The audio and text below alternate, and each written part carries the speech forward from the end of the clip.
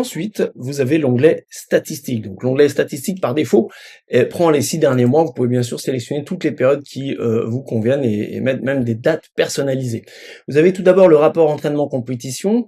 Vous allez avoir aussi le nombre de séances effectuées en pourcentage ou en nombre, bien sûr, avec aussi les entraînements ajoutés et les entraînements qui n'ont pas été faits. C'est toujours très intéressant de temps en temps, voilà, de faire un point avec ses sportifs. Vous verrez que de temps en temps, certains ont l'impression de faire toutes leurs séances, et puis au bout du compte, vous apercevez qu'il n'y a que 70-60% des séances qui sont effectuées.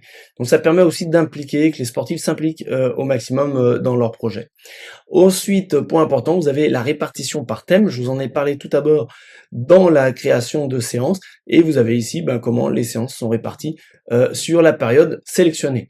Ensuite, vous avez des données plutôt liées au sport d'endurance, mais pas que. Donc là, vous avez par exemple durant la période le nombre de la distance, le dénivelé, les allures, les vitesses dénivelées.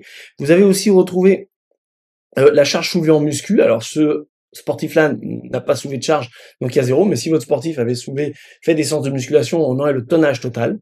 Derrière, vous avez une vue par graphique, donc soit par jour ou par semaine et par mois. Alors nous, on va la faire par semaine.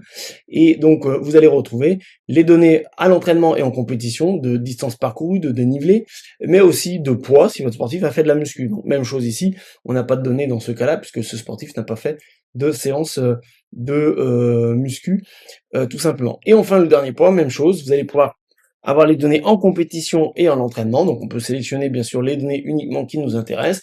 Donc je veux uniquement les données d'entraînement et j'ai le nombre de séances effectuées. Donc là on voit que c'est au mois de novembre, la semaine de novembre où il a fait le plus d'entraînement et où il s'est le plus entraîné, c'est aussi à cette date-là, courant novembre, ou alors on voit qu'ici il a fait des séances évidemment beaucoup plus longues début mai.